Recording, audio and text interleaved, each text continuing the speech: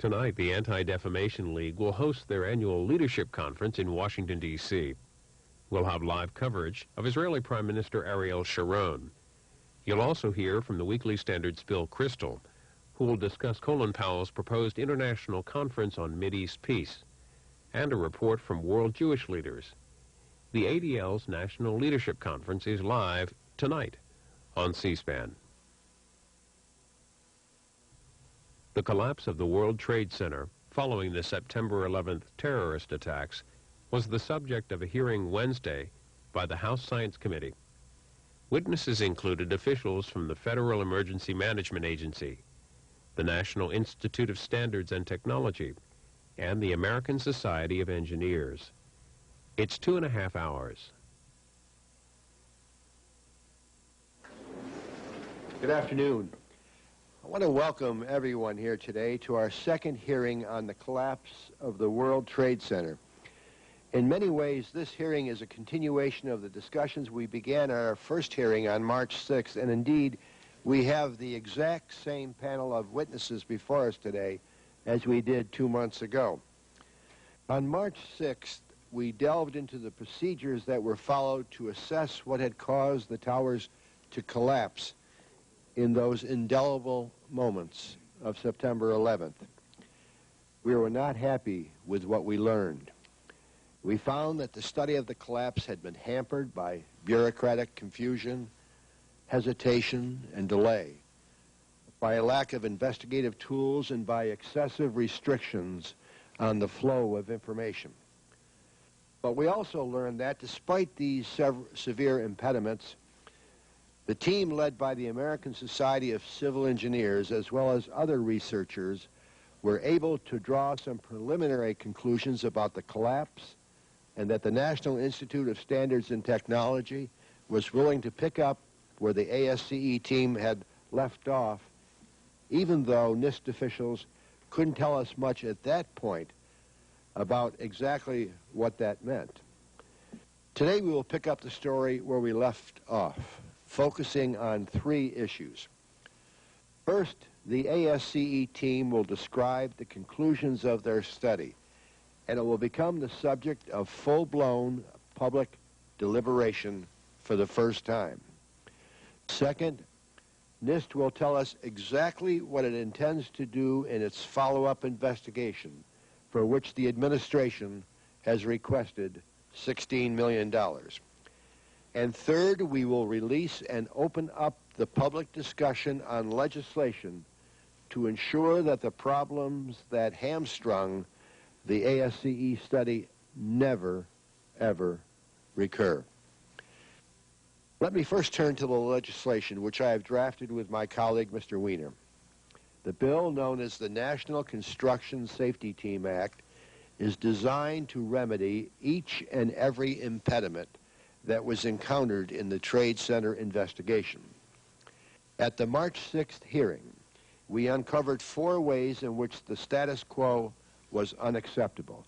First, no federal agency was clearly charged with investigating building failures. The bill solves that problem by giving NIST clear responsibility to handle the investigations. Second, nothing ensured that investigations would begin quickly enough to preserve valuable evidence.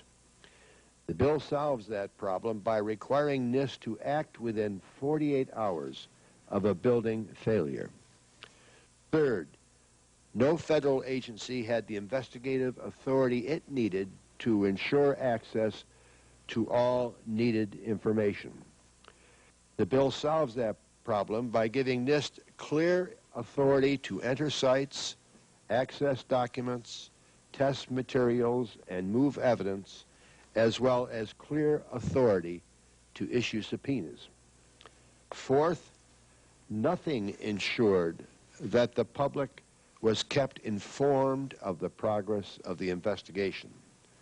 The bill solves that problem by requiring NIST to provide regular public briefings and to make public its findings and the materials that led to those findings.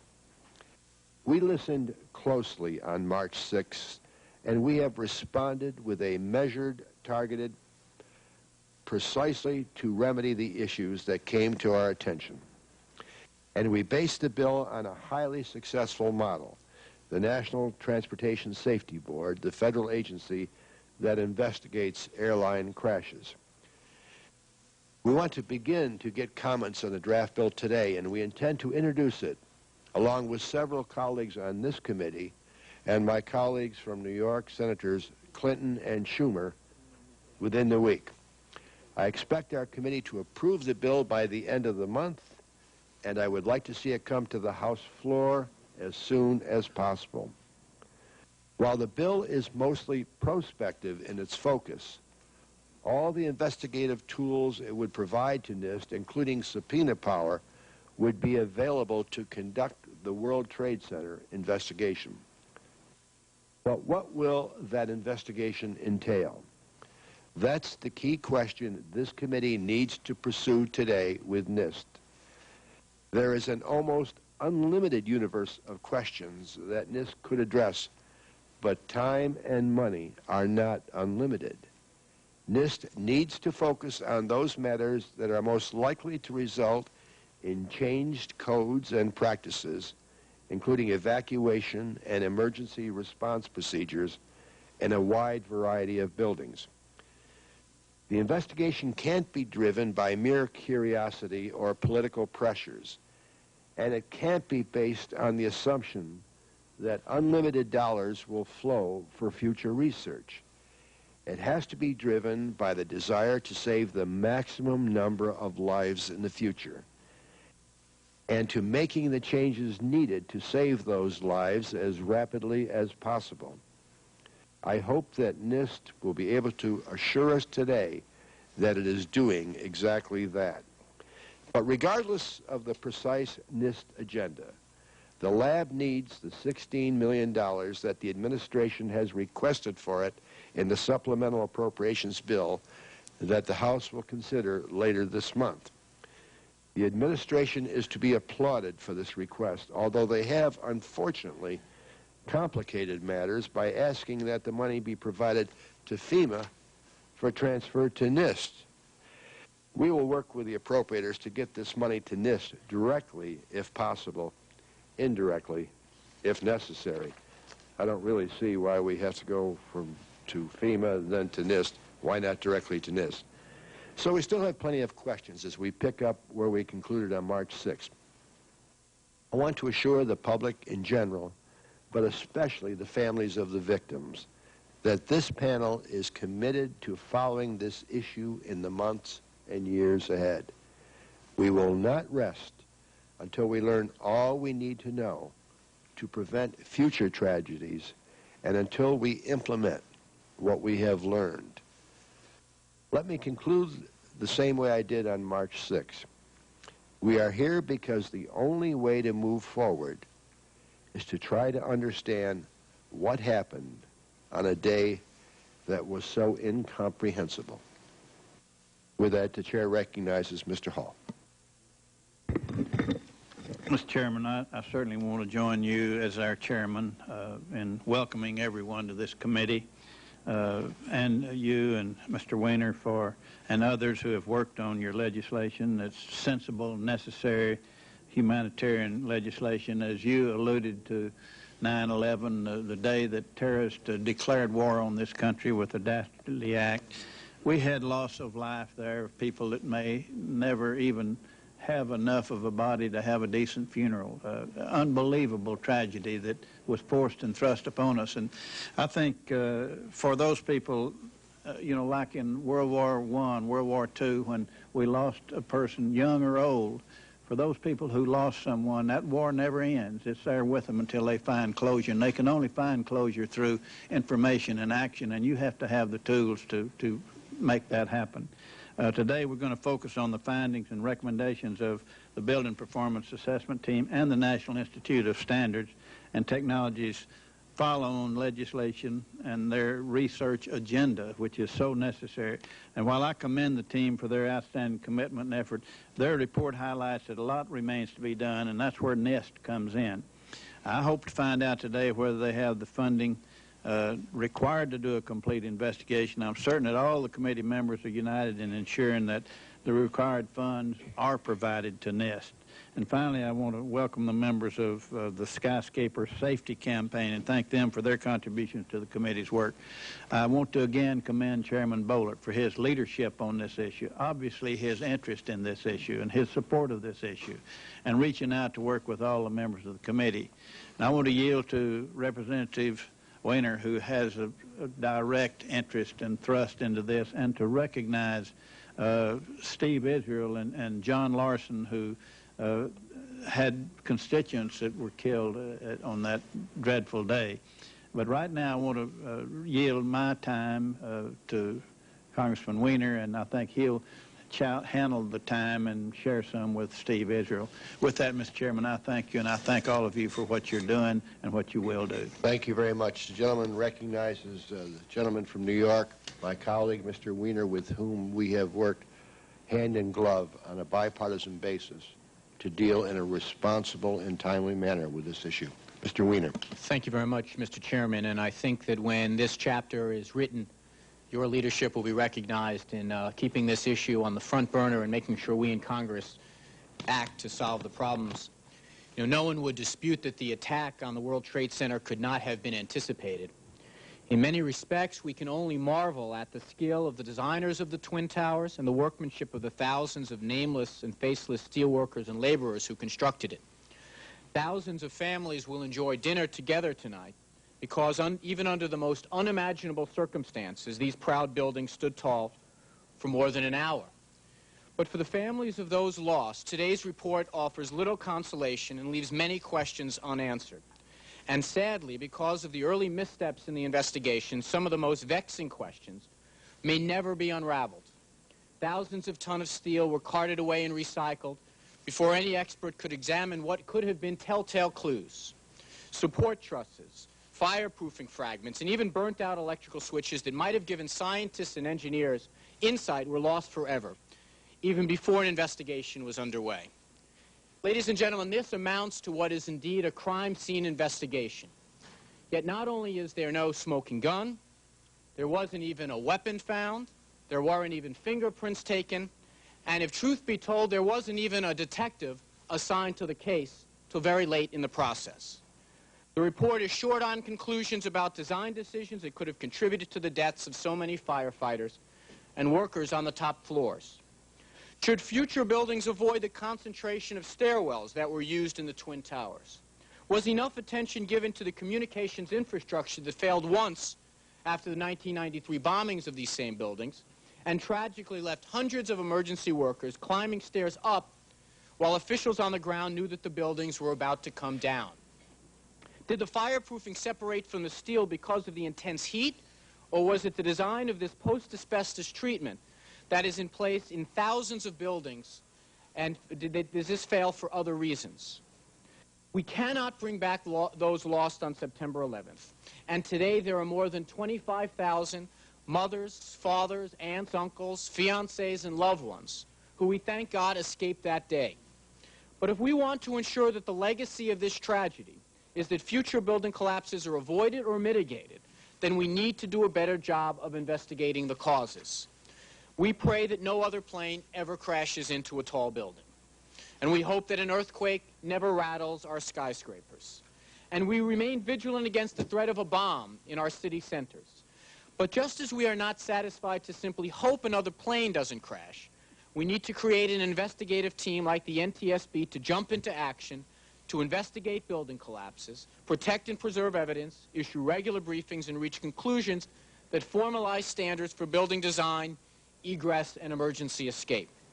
Chairman Boehlert, whose leadership I've already noted, and I have provided, are going to be introducing legislation that will create this new authority. I urge my colleague and the President to support this effort, and I yield what brief time I may have left to Mr. Israel for a few remarks as well. You don't have any time left, but Mr. Israel will be recognized in a moment. We want to do it on a back and forth, follow usual procedure to demonstrate to everyone how well we work together on a bipartisan basis. The chair recognizes Mrs. Morella. I thank you, Mr. Chairman, and I certainly thank you for calling this important hearing to follow up on our work of a couple of months ago. In March, we heard disturbing testimony on the investigation into the World Trade Center collapse. Questions of jurisdiction, availability of evidence, and the scope of the inquiries surrounding the investigation, leading to grave concerns from what we heard about the victims' groups and the public at large. All the witnesses testified to the problems they encountered during the investigation and the need for further study into additional areas, new authority to investigate and deal with future catastrophes. And through your leadership, Mr. Chairman, the Science Committee has taken up these challenges. I believe that we have a strong blueprint for future action. I also thank Mr. Weiner for his work on this, and Mr. Hall and others. The attack on our nation was truly unprecedented. The horror of the collapse of Twin Towers will be etched on our minds for generations. And yet, while we should never forget the rage and anger that we felt from this atrocity, we should also remember the heroic actions of everyday people. And I know we have a number of people who are here today who are most affected by the tragedy of September 11th. I want to offer my condolences for their loss, thank them for their sacrifices, applaud them for their perseverance. You are what makes this country great. Today we're going to do three very important things. First, the release of the Building Performance Assessment Team Report on the collapse of the World Trade Center. These men and women performed under difficult conditions without a clear mandate. Their investigation did not go smoothly. Secondly, we will unveil NIST's plan for the future, acting on recommendations from BPAT, as well as a host of scientists, professional organizations, and other individuals. The National Institute of Standards and Technology has developed a comprehensive plan for an in-depth building and fire safety investigation into the collapse of the Twin Towers, as well as a multi-year research and development program to provide technical support to improve building and fire codes, standards, and practices. And of course, NIST is the premier facility for research in building design and safety, and they're uniquely positioned to conduct this extensive investigation that would be necessary. And finally, the Science Committee has been hard at work providing the infrastructure and authority to conduct investigation into future events.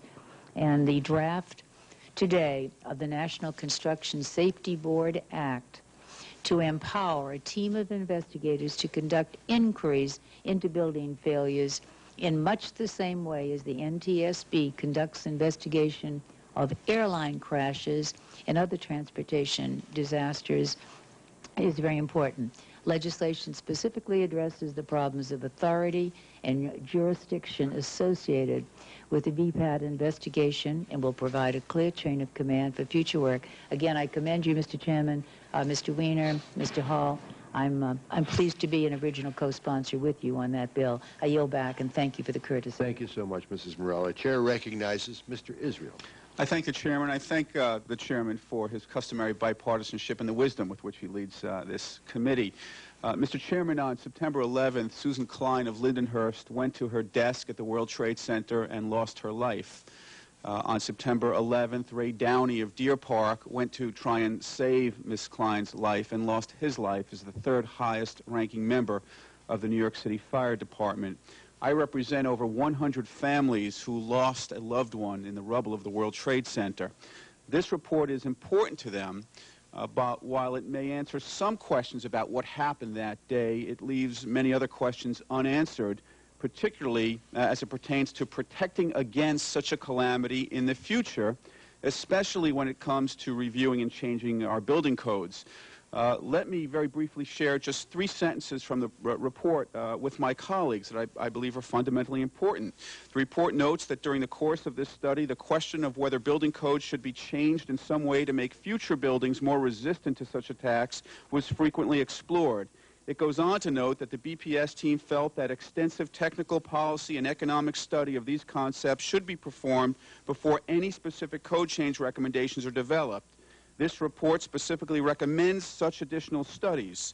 Future building code revisions may be considered after the technical details of the collapses and other building responses to damage are better understood. The report raises the question of how building codes should be changed to withstand the potential of future attacks, but it fails to really answer it. It calls for additional studies. And the problem, is, as I see it, is that some at NIST are recommending a $40 million study to truly embrace all of the building code issues, while others are recommending 1/10 of that. We can't shortchange every American who enters any American building in the future. The chairman is absolutely correct. Time and money are not limitless, but I believe that we have a fundamental obligation to learn from the past, to act on the future, and to invest in the basic premise of keeping Susan Klein and Ray Downey and every American who goes to their jobs in a tall building and sits behind their desks free from this kind of attack in the future. I thank the chairman, I thank my colleague, Mr. Weiner, and I look forward to continuing to work with them. Thank you very much, Mr. Israel. The chair will now recognize, and this is the final recognition, Mr. Grucci. The chair is recognizing those members of the panel that have been most active in working on this legislation and have been most directly affected because of constituencies. All members will have an opportunity to have their full statements appear in a record at this juncture.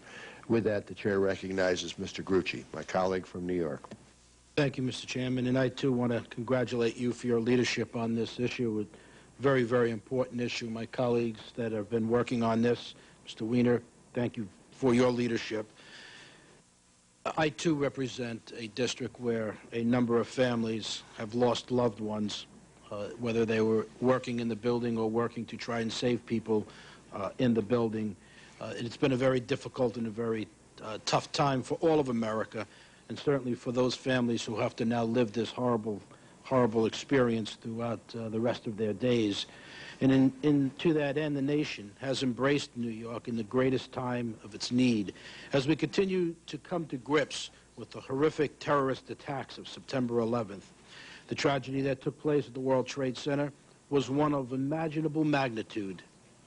We saw the best of New York, communities joining together to aid their families, friends, and people who they've never met.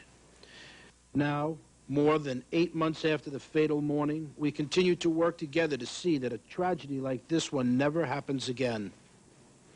I am proud to be an active part of the Science Committee's investigation into this tragedy and look forward to hearing from our witnesses.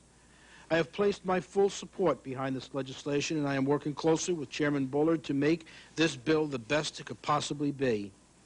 I am interested in learning the findings and the recommendations from NIST and the Building Performance Assessment Team, and I am committed to working with the committee and the investigative team to complete a full investigation. I wish to recognize the presence of the many victims' families and applaud you for your dedication and stand with you in this very difficult time. Thank you, Mr. Chairman, for your leadership on this hearing and in the investigation. And from one New Yorker to another, thank you for your commitment to these families and to all those who lost loved ones in this tragic event, this terrorist attack of September the 11th.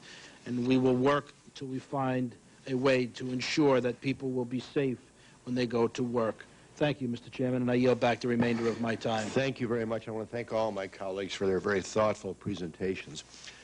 Now we're going to go forward with our panel of expert witnesses. And gentlemen, I thank you all for the dedication you have evidenced to this important task. You were all here on March 6th. We listened, we learned. We're here to listen again, and we're here to learn, but we're here to act. What we're going to do is have the panel going to have various time allocations. Dr. Corley, you're going to get the most time because you're going to talk about the study, and we'll give you 15 minutes. The chair will not be arbitrary, but would ask you to try to summarize in 15 minutes. Dr. Burnett, we'll have you talk about where we're going from here with NIST, and we'll give you 10 to 15. And then Mr. Shea and Professor Corbett, we'd ask that you try to have 5 minutes or so, but if you need more, this is too darn important to have some clock ticking away saying, well, you got to stop and summarize in 60 seconds or less. So we're going to give you the time you need, but we want to be mindful of the interest of the panel and getting some questions. And then finally, Dr. Barnett, you're here as a resource to Dr. Corley. as I understand it. And you're two tag team, is that how it's going to work? You determine how that will work. Mr. Shea, you're up first. Mr. Robert Shea, Acting Administrator, Federal Insurance and Mitigation Administration. Thank you, Mr. Chairman. Members of the committee, I respectfully request that my written testimony be entered into the record and that I be allowed to make a very brief opening statement. Without objection, all the formal presentations will be in the record at this juncture in their entirety, and we appreciate your willingness to try to summarize and highlight. Thank you, Mr. Chairman. Today we will examine the reasons why the World Trade Center collapsed as a result of a horrendous terrorist act. However, nothing that we do today will explain the human tragedy. It is that tragedy that brings us together today. Dr. Corley and his team are to be commended. Never have we dealt with a report of this complexity in this length of time. All of us were spurred by the events of September 11th. After today, as has been noted by the chairman and others, much remains to be done. And particularly, I think, by Dr. Bement and his team at the National Institute of Standards and Technology. FEMA stands ready to assist at this point. Nonetheless, we remain compelled by the human tragedy, and I want to thank the committee, and particularly the families of the heroes and victims, for their patience and their understanding. Thank you, Mr. Chairman. Thank you very much. Dr. Gene Corley, American Society of Civil Engineers, and Dr. Corley is the chair of the Building Performance Assessment Team, which has reviewed the WTC disaster. And let me say, the nation owes you a debt of gratitude, and your outstanding organization, the American Society of Civil Engineers. We appreciate very much what you are doing. The task isn't over, as you well know. And with that, Dr. Corley, the floor is yours. Thank you, Mr. Chairman. If you'll permit me, I do have some illustrations that will be shown as I speak. I'd like to start by just commenting that during our work on the team, the tragedy that occurred was uppermost in our mind, and continually we recognize the losses of those who were in the buildings and the loss forever to those who remain behind. The work that we did was intended to help those in the future. Over the next few minutes, I will first describe briefly the composition of the team, give a short illustration of some of the tools we used, but I will concentrate mostly on the important findings that we have and the recommendations we have for the NIST study.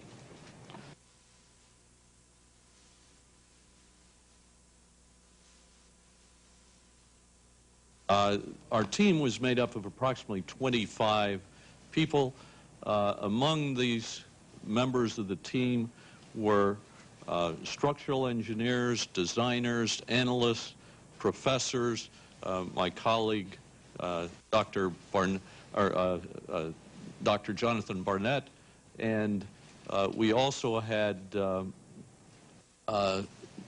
firemen on the team, investigators, a wide range of expertise to do this work.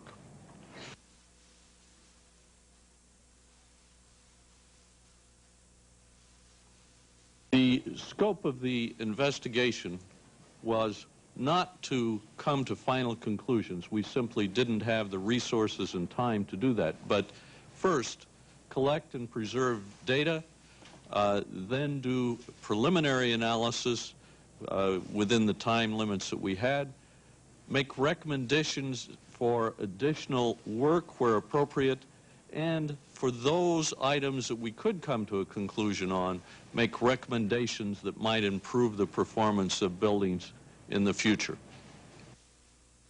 There were several buildings that were very much of importance to us. Obviously, buildings 1 and 2, the 2 towers, were high on our list of buildings to study.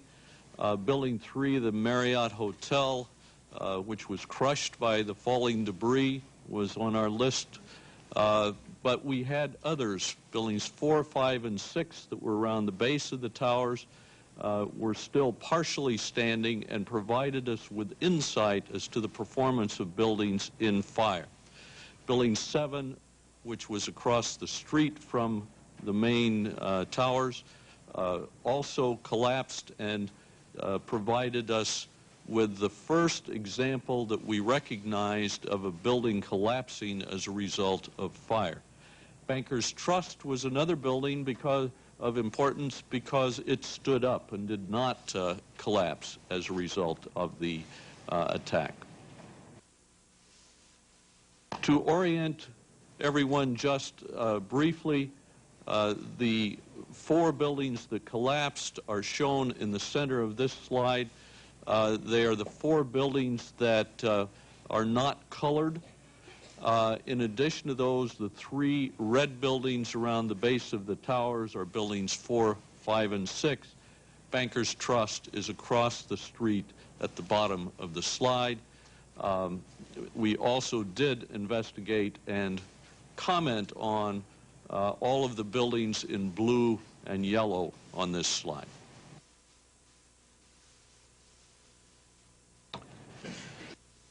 To briefly mention how we did some of our work, this is a view looking down upon the World Trade Center site, and it shows one of the aircraft as it approached. In this case, it was the aircraft that crashed into Tower 1. We were able to get the information on size of that aircraft, and we also, from the photographs that we had, were able to determine the angle at which that plane hit the building. Using this information, we were able to go from photographs such as this that we enhanced with the help of others so that we could see the damage to the building, and we were able to come up with information as shown here. This shows the north face of the north tower, Tower 1, and shows where the aircraft plunged into the building and which of the columns were destroyed or damaged as a result of the crash into the building. Based upon all the information we were able to gather, we have a number of findings and observations. First of all, the tower sequence of collapse. Clearly, the impact of the aircraft was not enough to bring down either of the 2 towers. It required a second major event, an event that could have been wind, earthquake, or any of the normal things that we expect will affect buildings. In this case, the second event was the fire. The building survived for the time that they did, one for almost an hour, the other for substantially more than an hour, because of several items. First of all, there were a large number of columns so that there was a way to transfer the load into other parts of the building after substantial portions of the building were removed by the crash. Then those columns that were there before the crash had overcapacity, so that when the load was transferred to them, they still had enough reserve capacity to carry the additional load. In buildings 1 and 2, the impact we found did dislodge some of the fireproofing. It also damaged the stair enclosures, thereby blocking 5 of the 6 stairwells in the buildings. There were 3 in each building. We believe all of the stairwells were blocked by the impact in Tower 1, and 2 of the 3 were blocked in Tower 2. We know that 4 people did escape from above the crash level in Building 2, and therefore that was the evidence that 1 stairway was passable, though not in good condition.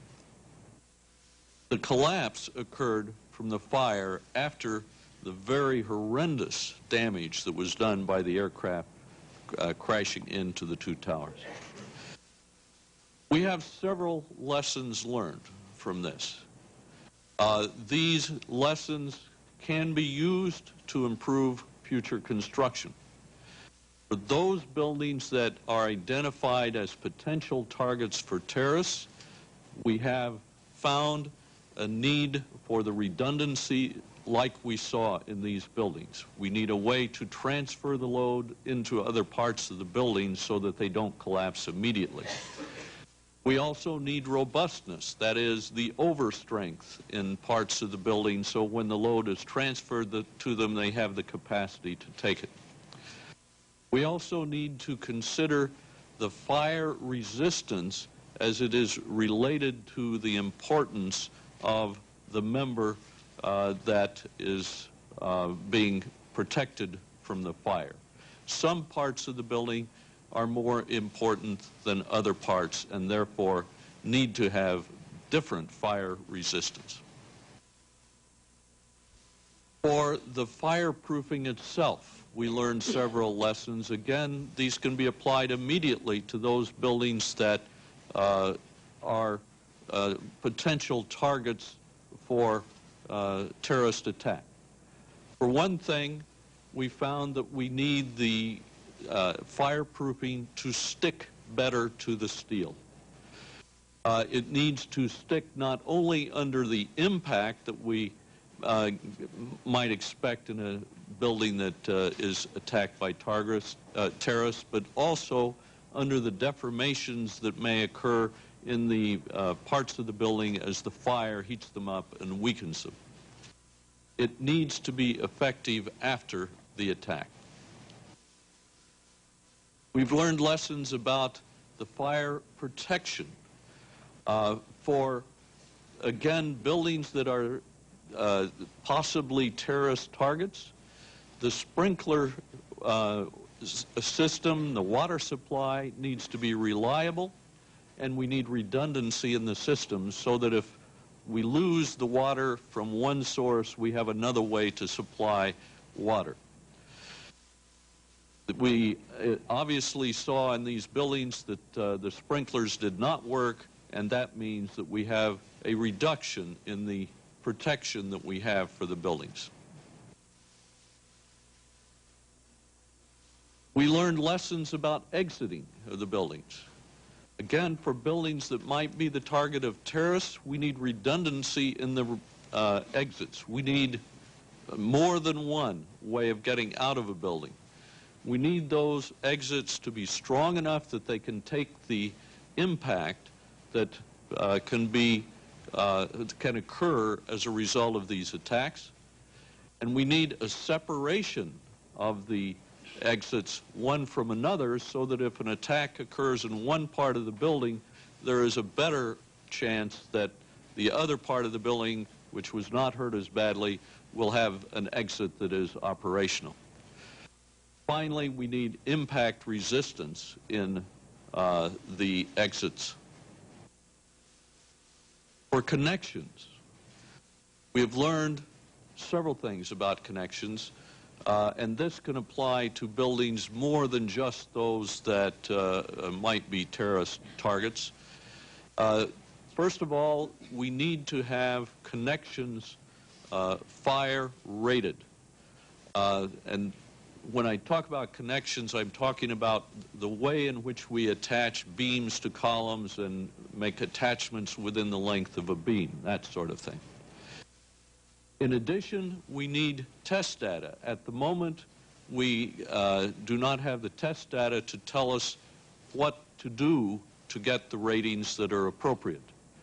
We also need further analysis to see what the effect is of the types of changes that we might make in future building codes. One of the major things that we have concluded is that there are several areas that we need additional work on. We did not anticipate that we would answer all of the questions with this study. We did always anticipate that we would point the direction to those things that need further work. We need to complete the analyses that we started in our part of the study. We also need to develop fire test information. We need to physically test connections under the conditions of fire so that we can determine how to recommend the fire protection of connections. Another thing is we need to complete the study of Tower 7. Again, this was the first building we recognized that collapsed as a result of fire alone without known severe physical damage to the building besides the fire. Another area which we did not get into in any depth in this study is the human factors.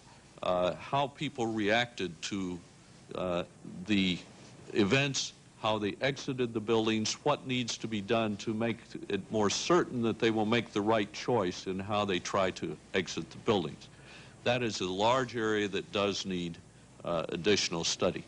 And there are a number of other items in our report that we identify specific research needs. In summary, the towers survived the impacts.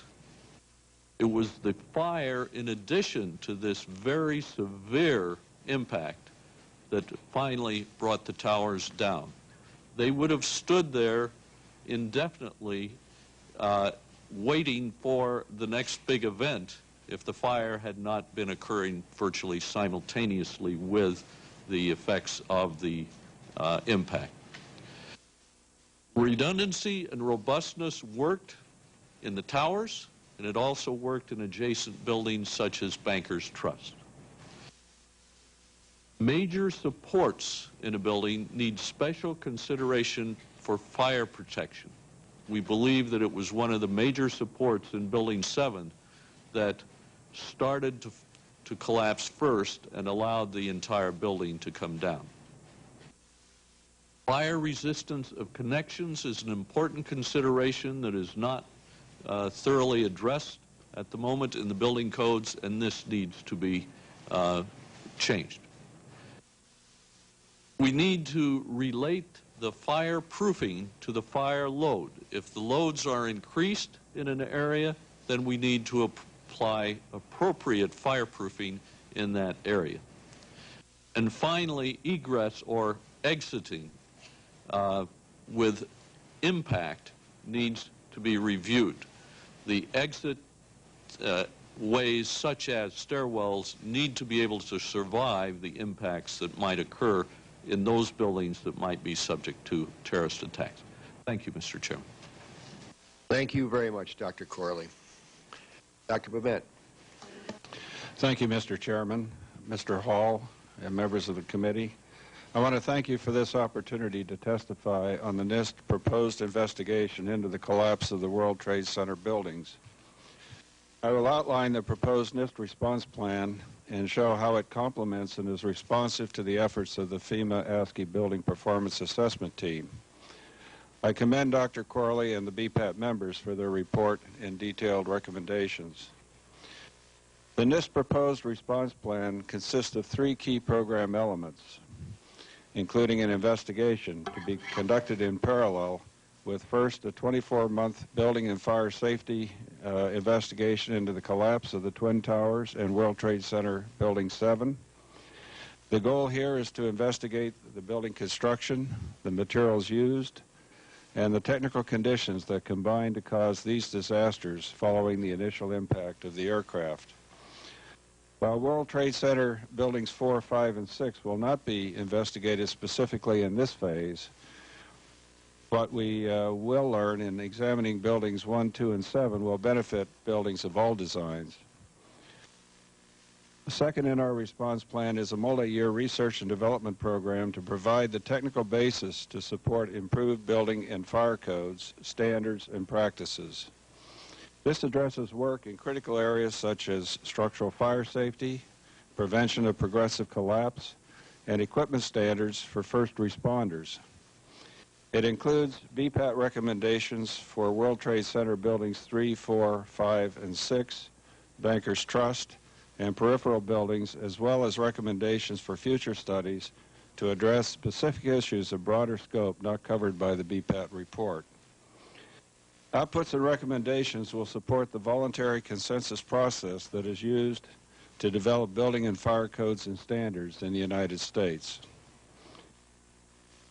The third element of this response plan is an industry-led dissemination and technical assistance program that will provide practical guidance and tools to better prepare facility owners, contractors, designers, and emergency personnel to respond to future disasters. This addresses BPAT recommendations for the training and education of stakeholders. All of the BPAT recommendations can be seen to map into the three elements of the response plan.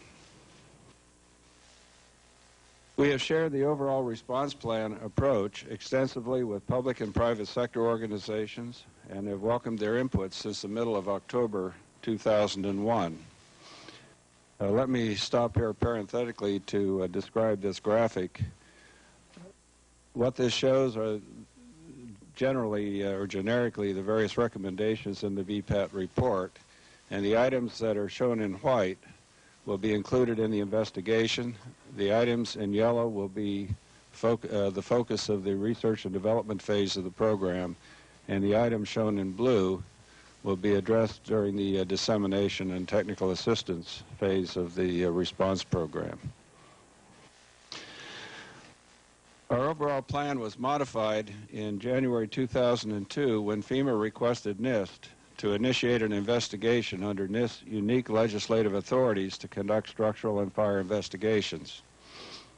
This request was in direct response to a growing demand for a broad-based federal investigation into the World Trade Center disaster from technical experts, industry leaders, and families of building occupants and first responders who lost their lives on September 11, 2001. We continue to revise the plan as more technical information becomes available and to be responsive to the suggestions and needs of these many stakeholders. We agree with the BPAT recommendations that additional study of the Twin Towers and World Trade Center Building 7 should be conducted. The NIST investigation will focus on these buildings. We believe strongly that the results of such an investigation could lead to major changes in both U.S. building and fire codes and in engineering practice. We also believe strongly that the lessons to be derived from such an investigation will be applicable to a broad range of building types, not just the specific buildings that are studied. Let me now give you some specific examples to illustrate why we believe this to be the case.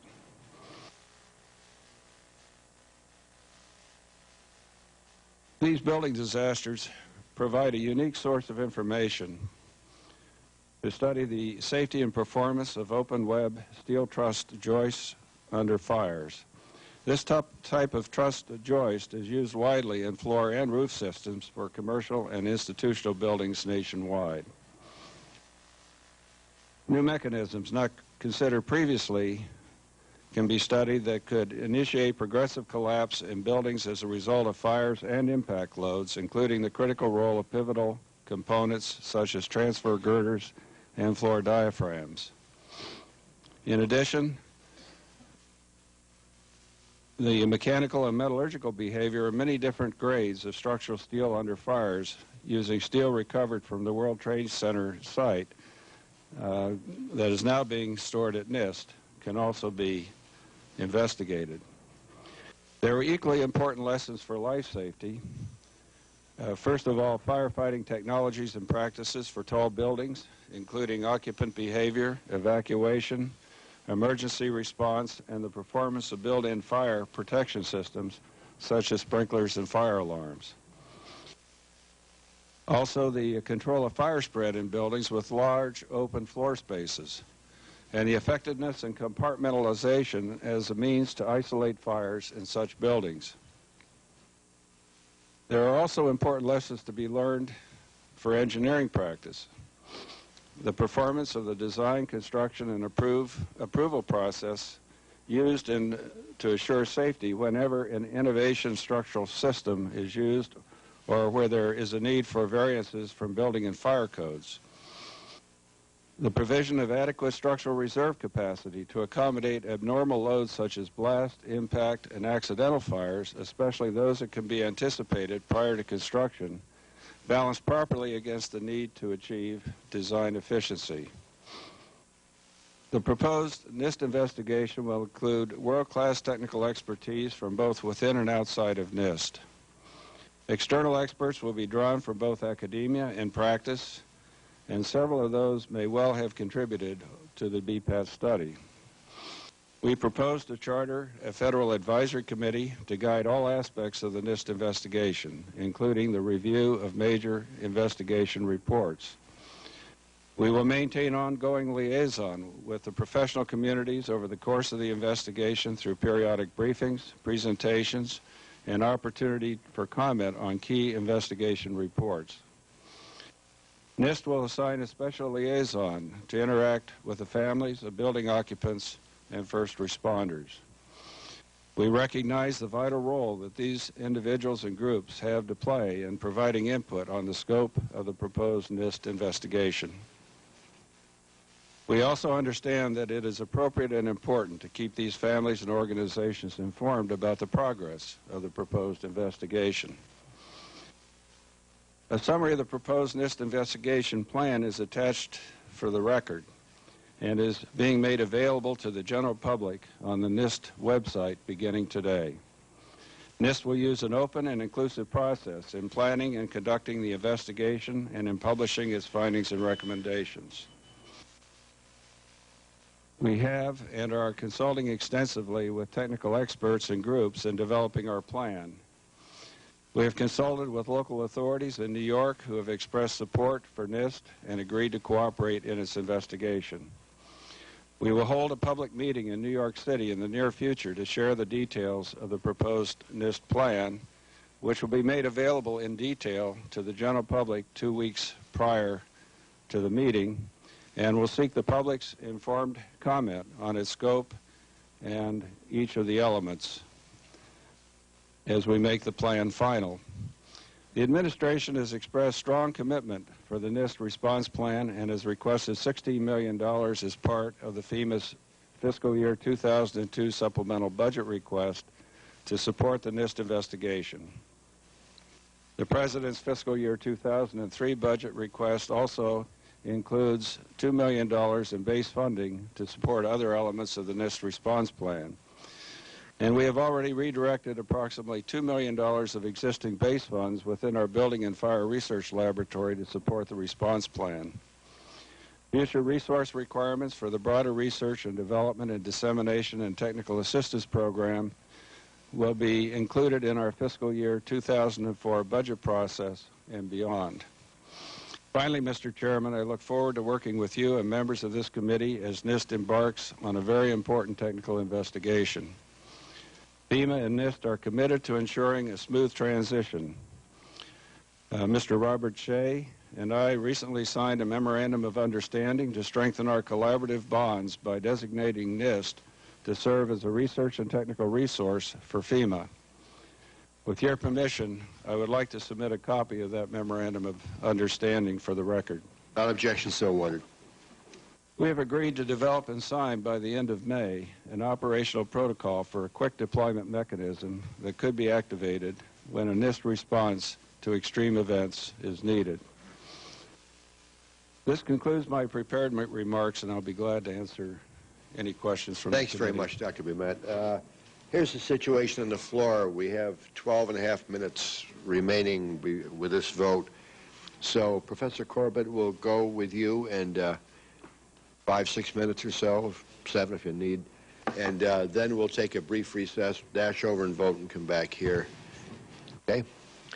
Thank you. Good afternoon, Chairman Boehlert, Ranking Member Hall, and members of the House Science Committee. Thank you for allowing me to again testify before you about the investigation of World Trade Center disaster. Nearly 8 months have passed since the collapse of the Twin Towers, yet today we're only beginning to understand exactly what happened on September 11th at the World Trade Center. While the Building Performance Assessment Team report that is being released at today's hearing yields some useful information, the generalized nature of its recommendations and the limited scope of its assessment leave us with little hard evidence for which to make specific improvements to the codes, design practices, emergency response procedures. The recommendations in this report provide us with a useful starting point, but much work needs to be conducted. The proposed NIST investigation that is under consideration today is the type of large-scale forensic inquiry that the federal government should have launched back in September. I was pleased to learn that NIST plans to conduct a thorough and comprehensive investigation incorporating the 6 focus areas that I identified in my testimony before this committee on March 6th. They intend to take a multidisciplinary approach, allowing for the investigation to benefit from the expertise of a wide range of experts and to permit the disaster to be studied holistically. The breadth and depth of this planned investigation will provide us complete understanding of the disaster at the World Trade Center as is now possible. The fact-finding, leave no stone unturned objective of the NIST investigation will allow us to develop detailed conclusions and learn the lessons about what transpired at the Trade Center. It is this application of these hard-earned lessons, of course, that is the primary reason for conducting the investigation in the first place. These lessons must be translated into actual changes to our building and fire codes, enhancements in building design methodologies, and improvements in emergency response procedures and technologies. While NIST has laid out a comprehensive proposal for investigating and researching the lessons learned from the disaster, the key to achieving this goal lies in the details of NIST plan. This is where I'll focus my comments today. I have reviewed several draft documents concerning the actual plan for the NIST investigation. I've identified 3 particular areas of concern. 1, the need for a rapid assemblage of a diverse group of individuals to form the core Federal Advisory Committee which will oversee the investigation. Number 2, the need for subpoena power for the investigation. And number 3, the need for the investigation to be centered upon the development of defensible and detailed proposals for changes in building and fire codes as well as improvements in emergency response procedures and technologies. While I'm aware that NIST is attempting to deal with these 3 issues, I think it's very important to highlight these concerns in light of what happened in the preparation of the BPAT report. The Federal Advisory Committee's critical role to be the review of the NIST draft plan for the investigation and its ongoing role of monitoring the investigation. These duties are very important in light of the multidisciplinary aspects of the investigation, and since some areas of the investigation involve issues that are outside of NIST's traditional areas of expertise, such as building evacuation, firefighting, and urban search and rescue. It is essential that the committee be composed of many individuals with a broad range of expertise and experience. It is equally important that the committee be formed as quickly as possible to allow for the rapid development and implementation of the best plan possible. A review of NIST's current draft plan has spotlighted the need for guidance of the world-class experts of the Federal Advisory Committee. For example, the evacuation portion of the draft plan does not propose that individual interviews of survivors be conducted, but rather relies on the use of survey forms to collect information. A one-size-fits-all survey form will not gather all the critical information that is necessary to understand the evacuations that took place on September 11th. In order to gain all the valuable data, including unanticipated information, actual interviews of the survivors must be conducted. In addition, the interview process itself will allow for the presence of a mental health care professional who can help the survivor address the emotions that will be unleashed when asking questions about how they survived. Federal Advisory Committee members with expertise in human behavior and building evacuations would be able to provide such useful information, such as the development of such an interview plan, as well as its anticipated costs. The need for diversity of expertise became evident in my review of the BPAT report. For example, the BPAT report recommends the development of training materials and courses for emergency response personnel with regards to the effects of fire on steel. In reality, there are several books and training materials currently available concerning building construction, including large portions of information on steel frame buildings and the effects of fire on steel. FEMA itself, through the U.S. Fire Administration, publishes a very popular training program called The Principles of Building Construction Non-Combustible. I believe that had a firefighter been on the BPAT team, this fact would have been quickly identified. The second area of concern is the need for subpoena power. In order to thoroughly investigate the Trade Center disaster, investigators must have access to all relevant information. It is only with a full set of facts that conclusions may be drawn. The experience of the preparation of the BPAT study has identified this as a key issue. The Science Committee here on March 6 clearly highlights some of the impediments the BPAT face in obtaining key information. My fear is that the NIST investigation will be hindered by these same problems. Information may be found in a variety of locations and may be held by different individuals and organizations that will not provide this information voluntarily. Even though the WTC investigation is an investigation of fact-finding nature, a legal means for obtaining information that would otherwise be unavailable must be provided for the investigators. The third area of concern is to learn as many lessons as possible and apply these lessons. In order for the changes to building and fire codes to be applied, the NIST investigation and the research reports must include specific recommended changes to specific sections of our model codes, not generalized recommendations. For example, in the Observations, Findings, and Recommendations chapter of the BPAT study, the report states that fireproofing needs to be tough under impact in fire conditions that deform steel members. This conclusion will not easily find its way into the model code since it's not in proper code format and lacks the corresponding necessary supporting evidence. NIST must recognize this fact if the ultimate goal is to actually improve building codes, standards, and practices. These proposed changes and related supporting evidence developed by NIST must be laid at the feet of code writing organizations for inclusion in their model codes. In addition, I believe that a special formalized code change submittal process must be developed between NIST and the code writing bodies to address the code changes that will emerge from this investigation. This more formalized relationship will raise many difficult questions which are likely outside the scope of this hearing. However, the Science Committee should continue to look at this issue and see what barriers must be overcome. I believe that the proposed NIST investigation is the best course of action to learn and apply the lessons of the Trade Center disaster. It is critical that the investigation be as comprehensive as currently planned and be funded at the necessary level to achieve this goal. It is essential that we learn exactly what happened to these structures, victims, and survivors on September 11th and try to prevent it from ever happening again. Thank you for allowing me to testify before you on this very important topic. I'd be happy to answer any questions you may have. Thank you very much, Professor, and thank you for a very fine presentation. Got 4 minutes and 40 seconds to vote. I would anticipate a break of about 20 minutes. We're going to dash over, and then there's this vote, and then a vote on passage of the bill in question. We'll do it and get right back over as soon as we can. So you've got about 20 minutes to sort of catch your breath, and then we'll come back for the question period. Should I release you?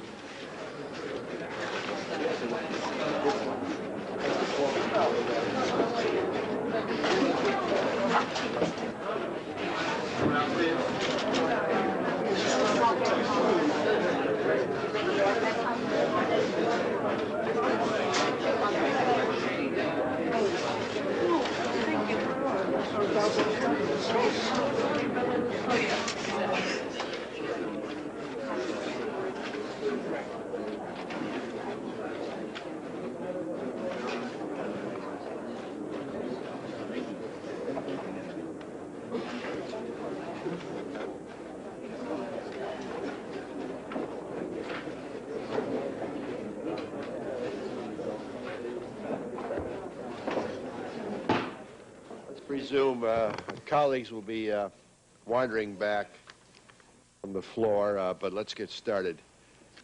Thank you all for your statements, and I appreciate it. Let's get right to the questions. First, Dr. Bement, you have some resources based upon existing allocations that you can start right away. That's correct. You're not going to have to delay anything. And we aren't. And you're not waiting for a supplemental, although we understand the President's going to request $16 million in a supplemental, and you need that. But you've got something to start. That's correct. No excuse for any delays at all. That's correct. Thank you. All right. Now, I'll ask this of all witnesses because I think this gets right to the heart of something very important. My sense is that changes in evacuation procedures and emergency response procedures may be by far the most important results of this tragedy. I'd like to know if you agree with that. Let me go right down the panel. Mr. Shea? Yes, Mr. Chairman, I do agree with that. Actually, when we spoke before on March 6th, those were some of the areas of my highest concern about what had taken place, and I think the work that Dr. Corley and his team have done have kind of proven that concern out at this point. Dr. Corley? Yes, I think that's a very important consideration. I would point out that, in fact, at the Trade Center, since they had been attacked once before, they had already instituted very good training programs, and they practiced evacuating the building. And we believe that that was one of the things that reduced the number of casualties. People knew what to do, and when they were faced with the need to do it, they did it. So that was important, and it needs to be further emphasized in any building in the future. All right, Dr. Boumet? Absolutely. Let me emphasize that we're not doing just surveys. We're doing actual interviews, and we will capture oral history on survivors and also first responders that were involved in the World Trade Center collapse. I'm glad you made that point, because surveys by themselves would not be sufficient. Absolutely. You would agree with that? Absolutely. Right, fine. Professor Corbett.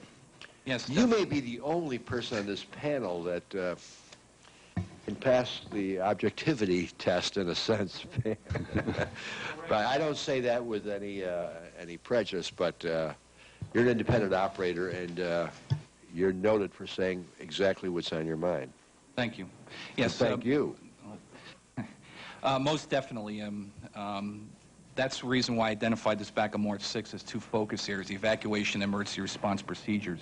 We've never had this done before on such a large scale. I'm glad to hear Dr. Bement mention that they will be doing a large number. I didn't want to say a large number, but they are planning on doing interviews. But I would suggest that they need to do a large-scale amount of interviews, very many of them, basically. One other point: I don't share Dr. Corley's conclusions about the egress in those buildings. I mean, we all know that there were people that believed that they could have gone to the roof to get off that roof. And I don't know, without, again, going much more deeply into the actual procedures that were in place at the Trade Center, to find out, in fact, were people ever told, for example, that they could get to the roof for evacuation. It seems that, again, just what I've heard, that the people that survived, that were above the points of impact, made a conscious decision not to go to the roof, in fact went down instead of up. So I think that's a very, very important issue to look at. Yeah, which leads me, Dr. Corley, what kinds of materials was your team never able to review that would have helped the investigation? We understand, for example, that you were never able to gain access to the 911 tapes and some news media videotapes that were never broadcast. I'll pass that question to my colleague here. Dr. Burnett? Thank you. The week before we went to the site, I was the one who requested the 911 tapes and transcripts. But our use for that information was to understand how the fire was growing and spreading through the building. That was, at that time, we anticipated the most important use of the information. In December, early January, I withdrew my request, because by then we realized that computer modeling that we would have used the 911 transcripts to validate was not going to be completed in time for the BPAT report. And in fact, that modeling is still underway and will be underway at NIST, is certainly underway in my office. Well, how about the news media, the videotapes? I mean, and I want to ask all of you to comment on the bill that I am proposing. Well, not proposing, I'm going to introduce. Mr. Weiner and I have worked very hard on this thing. We're going to introduce it. But would you agree that you should have had somebody should have had immediate subpoena power to get that information? And that would have helped, Dr. Corley, don't you think that would have helped immeasurably in your investigation?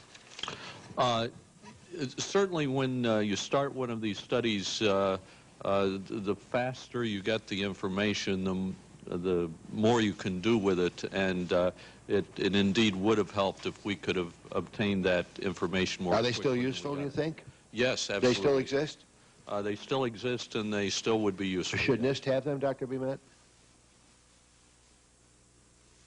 We've discussed this matter with the National Transportation Safety Board. They advise that having the power, even though you don't have to use it, can be important. So we have been examining this issue very carefully and examining the pros and cons, and it's under active consideration. Are you going to go after the tapes? We're going to go after every piece of evidence that bears on this and the media videotapes? Absolutely. All right. So you're definitely going after that. That's good news. That's correct. My red light is on, and I want to be fair to everybody in this panel, but we're going to have maybe several rounds. So with that, the chair recognizes Mr. Wiener. Thank you, Mr. Chairman. I'd like to try to walk you past what are recommendations and findings and try to reach a few conclusions if I could. In your presentation, Dr. Corley, you said that there needs to be in future buildings sufficient separation of stairwells. Given that in Building 1, 3 of 3 stairwells was knocked out, in Building 2, at least 2 of 3, maybe all 3 at some point got knocked out, would you say there was insufficient separation of the stairwells in the World Trade Centers as they were built? As the buildings were built, no, I would not say it was insufficient, because they were built not recognizing that terrorists might attack the buildings as they did. Dr. Corley, that's intuitive. It's intuitive that no one modeled for this. But I'm asking you a different question. Now that you've gone in and looked after the fact, is it a conclusion that you can draw at this point that for the purposes of getting people out of those buildings, the stairwells were not sufficiently separated?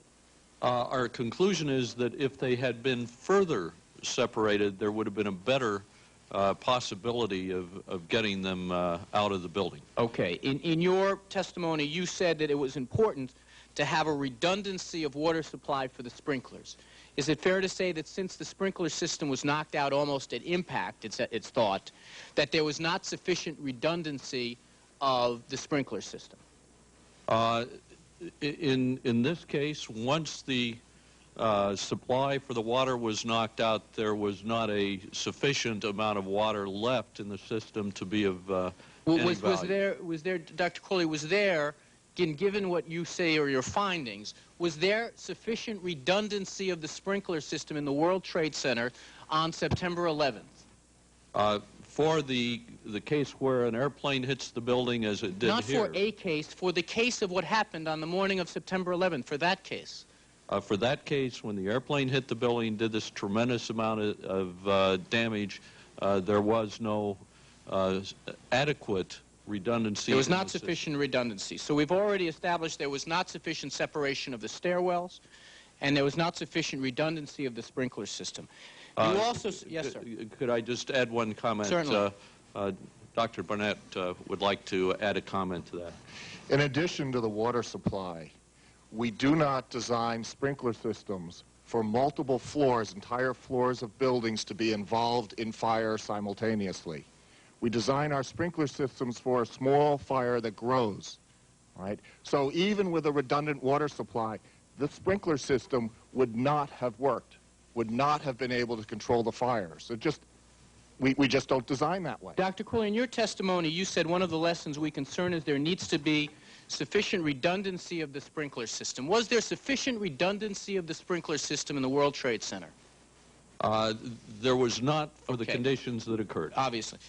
In addition, in your testimony, you say it's important to have robust egress systems, reinforcements of the areas where people are going to be coming and going from. Given what we know and given your report, can you draw the conclusion that there were not sufficiently robust egress systems? Again, for the condition with the aircraft that hit this building, they knocked the walls out. We have eyewitness accounts of that, and it was not, they were not capable of resisting this impact. Okay. Can I ask you, one of the things that is, those are 3 conclusions that while you don't call them conclusions, I think it's reasonable now to say those are conclusions that can be drawn. Was there any, I mean, I was impressed, among other things, about the report, was how many times within the report it is said in one language or another, we didn't look at this and we probably ought to, we didn't look at that and we probably ought to. Does this report speak at all about elevator design, reinforcing the infrastructure around elevators to allow them to be used? In some cases they failed, in other cases they were in use. Is there any discussion about design issues surrounding elevators? No, sir, we did not address that. Is there any discussion in this document or any analysis done of, to pick up on what the chairman mentioned, on allowing for egress from the roof or allowing an emergency helicopter to land on the roof of a building? Any design questions that occurred in that context? No, sir. There's none. Okay. Let me just ask you finally about the issue of building codes.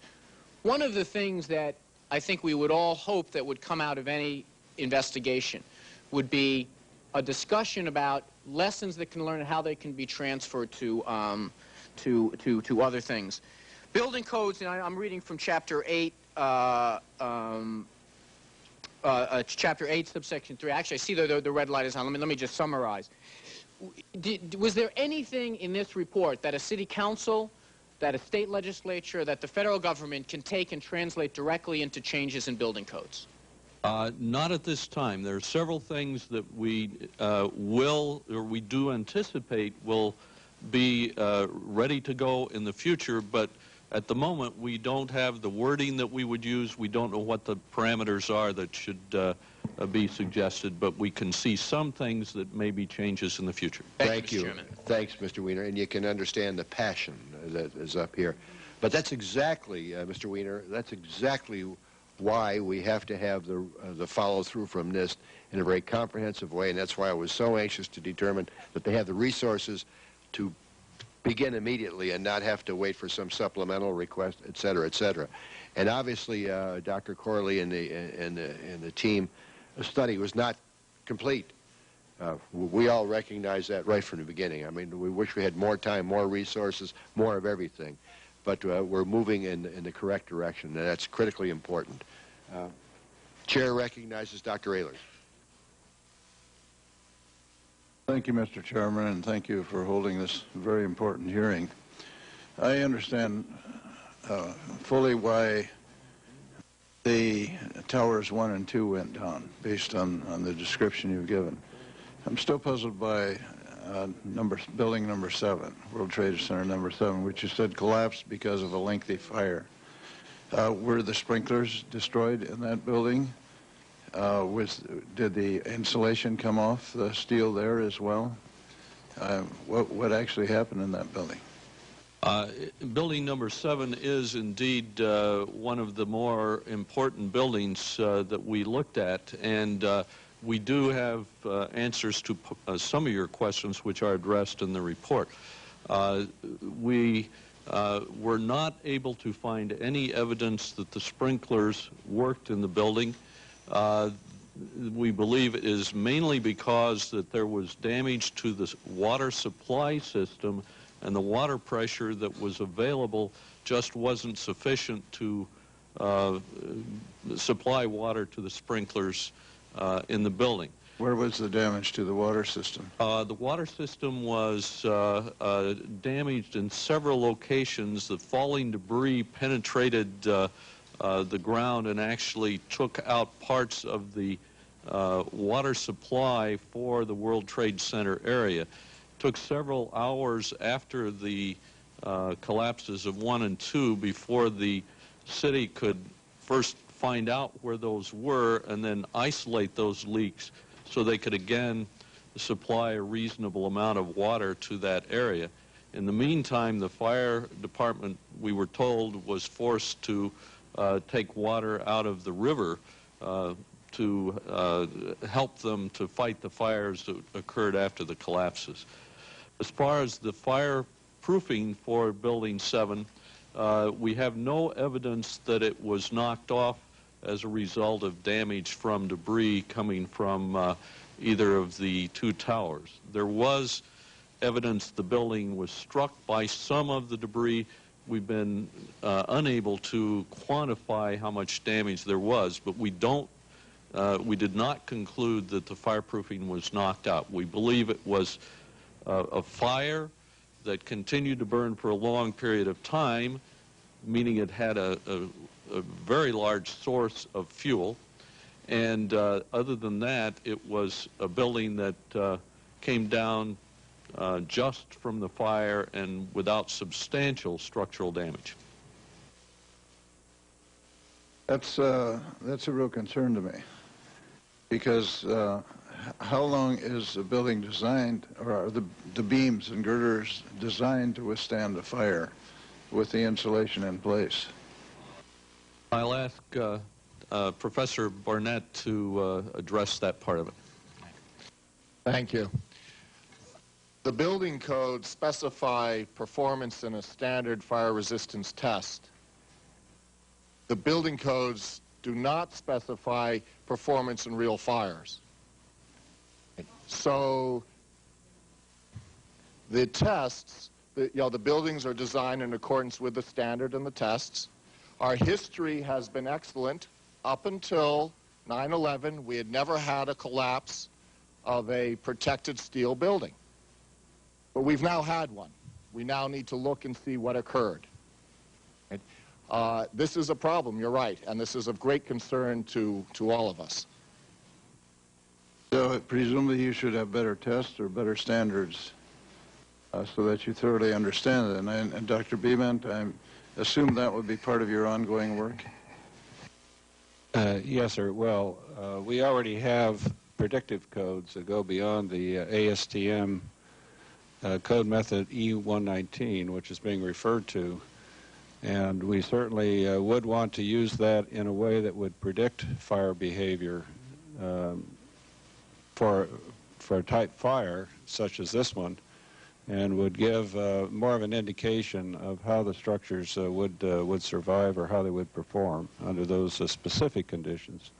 And Dr. Bement, continuing with you, it strikes me that investigating 7 might be the most interesting aspect.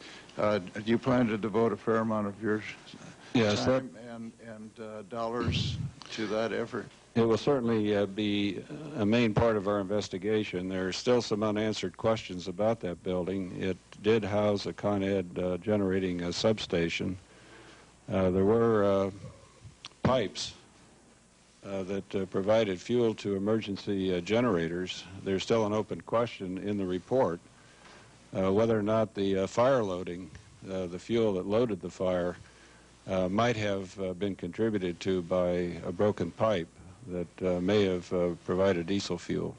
I think we need to model that fire and determine whether or not that was a factor. And one last quick question, Dr. Corley, and that is, if the stair walls in 1 and 2 had been concrete, would that have been able to withstand the impact? The answer to that question cannot be answered strictly on the basis of what material was used.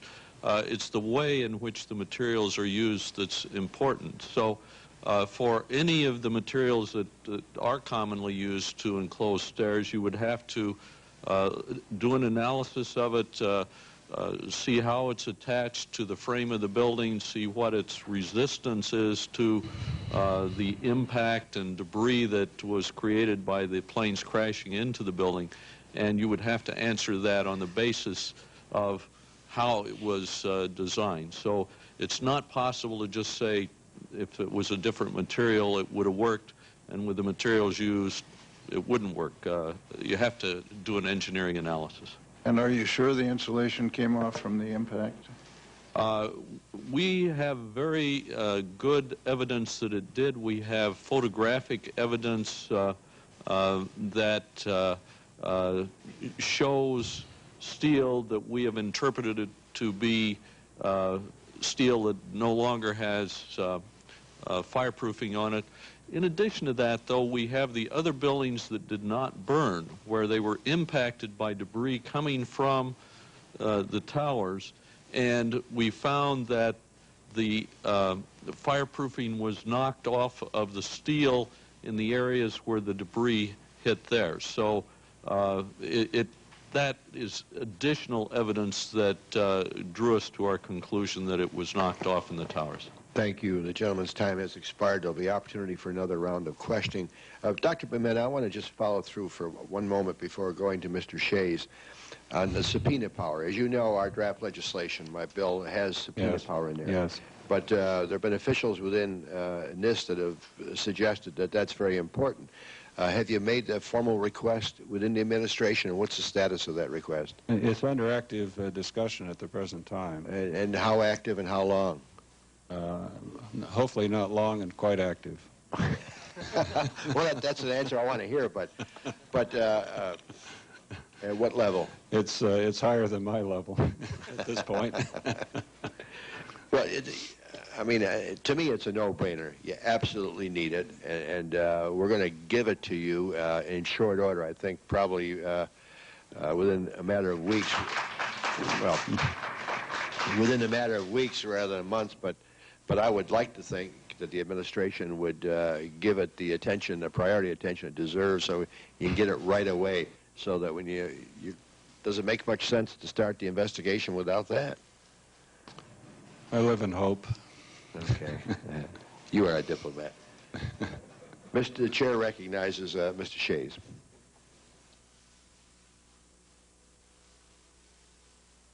Thank you, Mr. Chairman, for holding these hearings. I'm sorry I missed the beginning. I was chairing my own committee on a National Security Subcommittee. Gentlemen, what you all are doing is very, very important, and I found myself thinking that I am still one of those skeptics believing that it would have been impossible to prevent these buildings from collapsing given what attacked them. A gigantic plane with a tremendous amount of fuel, one plane traveling at close to 500 miles an hour. So when I hear a question about the redundancy of the water supply, I think, my God, it knocked out a few floors. You could have had 10 redundancies, and they all would have been wiped out in that instance. But having said that, you all have learned things, it seems to me, that will be very helpful in what we do in the future, and some good lessons and some bad lessons. Can I make an assumption from Mr. Weiner's question that if we were to have the stairwells separated more, that that would be a positive thing in the future in any building? Yes, in our opinion, that would be a positive thing to do. Then, if there was an impact to the building, you would have a statistically better chance that the stairs would be available. I mean, in a way, did we almost design this building like the Titanic? We didn't have enough lifeboats. I mean, is it even conceivable that you can get out of a building in time with the number of stairways that we had? If I may address that, there is always the possibility of yet a larger aircraft hitting whatever building you design.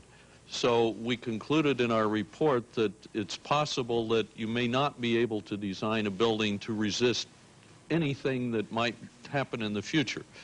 What we do address, though, is that if you take advantage of what we're learning here, and that is that the stairwells appear that they would have done better if they were spread out more, then in the future, if another building is hit like this one was, at least you would increase the odds. We don't believe that you can guarantee, though, that it will resist all of the things that are possible. And yet it was a minor miracle that, given all the people in this building, most were able to get out, certainly below. I mean, a minor miracle, a major miracle. And I'm told by one of my friends, a high school friend who was in this building but was there in the first bombing when 5 floors were basically knocked out, as soon as the first tower was hit, he told his staff to leave the building. And he said that they had practice, in a sense, what to do. They knew what to do. And he said if the first bombing hadn't taken place, a lot more people would have lost their lives. Some would have stayed in the building and some wouldn't have known when to leave. With regards to, though, the redundancy of the water supply, notwithstanding that I could say 3 floors went out, so there's nothing that could prevent it, would it be wise in the future for something not as catastrophic, would a redundancy in the water supply be helpful? Yes, that was what our report concluded, and I'll allow Jonathan to add a little bit to that. Thank you, Gene. The current standards for sprinkler design are intended to address normal fires, normal situations, and they work. When sprinklers operate, when they're designed properly, They save lives. In fact, other than people intimately involved with ignition. I know they save lives when they're design, but the question is, should there be redundancy? I want to ask one more question before my time runs out here. Should there be redundancy in the future? We do. I think that for buildings subject to a potential terrorist event, you might want to include redundancies. The NFPA Standard 13 talks about redundant water supplies. Let me ask this question. Then in regards to the stairways and the redundancy of the water supply, who is going to, what needs to be done to get that to happen? Is that something NIST needs to do? Is it, Mr. Corbett, do you want to respond? Yeah, can I just comment on the redundancy issue? Right, and then... very important. Something that we identified back on March 6th was that we treat 10-story buildings the same way as we treat 100-story buildings under our building codes today. Okay. I think we need to have a lot more redundancy when we're talking about very tall buildings. That's not just water supply, that's not just egress. I think we need to have a much better protected building for very tall buildings. We can't rely on the firefighters to fly up in helicopters to attack these fires. I mean, we need to have the ability for that building to stay intact and get the people out long enough for the fire service to do the job they need to do. Mr. Chairman, can I just ask a follow-up just to conclude this issue? By all means. Yeah. So given that, given the stairways maybe need to be further apart, given that you may need to have redundancy, what needs to be done to get the codes to require that to happen? Is that something NIST needs to do? What's going to have that happen? If I may address that, first of all, there need to be additional data collection done and studies made of what you would gain by additional stairways, and if any, and we need to find out what to recommend. Right. And then it needs to go through the consensus process so the public can get their say in this also, and develop the wording that would go into codes if changes are found to be necessary. Thank you. Thank you, Mr. Chairman. Yeah, Dr. Corley, some of the fire safety codes are based on studies dating back to 1926. Why can't we go ahead right now and make some recommended changes in building codes while the study is going forward? Dr. Bement, can you respond to that? Well, redundancy. Then I'd like to ask Professor Corbett to respond to it. Redundancy has come up, and redundancy of active fire suppression is absolutely essential. On the other hand, one also has to look at defense in depth. And that involves compartmentalization, it involves passive insulation, it involves a disciplined limitation of flammable materials, fire loading. It involves all these things. And I think taking a simplistic approach and just talking about redundancy of water systems, it doesn't go far enough. It has to go much further. Yeah, well, I would agree with that. For every complex problem, there's always a simple solution, and it's usually wrong. Complex problems require... I don't want to characterize it as being simple either. Yeah, I understand that. But Professor Corbett, let's hear some more from you. Well, I like your style. Okay. Well, from a redundancy standpoint, again, to go back to the issue of how we treat buildings and building codes, there's very little relationship, in my opinion, between how we fight fires in buildings and how buildings are built. For example, when we talk about firefighter communication systems, we have our current codes require hardwired systems in which the firefighters have to take telephone handsets up into buildings and plug them into walls at specific locations to communicate with the chief officers down in the command post. That's not the way fire departments operate. They use radios. We don't use these type of systems because they don't work, and yet this particular requirement, has been in the code for over 20 years. So I think that's the reason why I call for the comprehensive investigation here, is because we've got to integrate the firefighters, the emergency responders with the engineers and things, and I think NIST certainly understands that, and that's what should have been going on in September. But as far as redundancies go, again, we need to look at what specific things need to be changed, but you can't, this is a belts and suspenders situation here. You need to have both belt and a suspender when you're dealing with very tall buildings. You cannot rely on one specific thing to work properly, or we're going to have the problems that we had at the Trade Center. And I couldn't agree more that the comprehensive nature of the study is essential, and which leads me to conclude that You've got some money to start now, Dr. Bement, and there's going to be a $16 million supplemental request. I hate to be accused of being a big spender, but that's not going to be enough. No, it won't be Tell enough. me what you need. Well, that only takes care of one of the three elements of our response plan. The remaining elements have to do with research and development, which will address many of the other recommendations that came out of the BPAT study. It will deal with connectors. It will deal with floor truss structures and their response to fire. It will deal with different materials that might be used for passive fire protection. It will deal with the issues that have been raised with regard to the robustness and the adherency of sprayed-on fire insulation on painted steel. If we're going to be dealing with protection against blast, it doesn't have to be an airplane impact. It could be blast. We have to find better ways in which to apply some of these insulation materials so that they'll be reliable and they can live up to whatever design code one is using for those kind of. Where does the $40 million figure come? Is that a NIST estimate? Well, that was Dr. Corley's number, and I would defer to him to speak to that. And Dr. Corley, you're saying what, $40 million over the next 3 years would be needed? No, sir. That was $40 million was intended for the additional analysis and study that we have identified needs to be done at this point. It did not include such things as the research on connections and things like that that need to be done to be able to make a proper code changes in the future. Yeah, well, Dr. Bement, I've got this chart, which I understand is an internal working document within NIST that outlines the $40.4 million over through fiscal year 05. And is that generally accepted within NIST, what Dr. Corley is suggesting?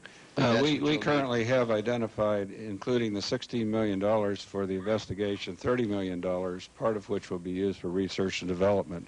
There will be additional needs to cover all the research and development that we've currently scoped, and those requests will come through in our 04 budget request and the out-year budget request as well. But are you operating under the assumption that that you're probably going to get those because we've had those dollars? Because if you don't get those dollars, then you've got to rearrange the priorities for your $16 million. It seems to me. We've had excellent support from this administration in supporting our response plan, as you well know, through our supplemental requests, through our reprogramming. But that's only the beginning. And that's only the beginning. But are you operating under the assumption that the $16 million supplemental is the beginning? This is like chapter 1 and 2, and that'll cover the investigation. That's correct.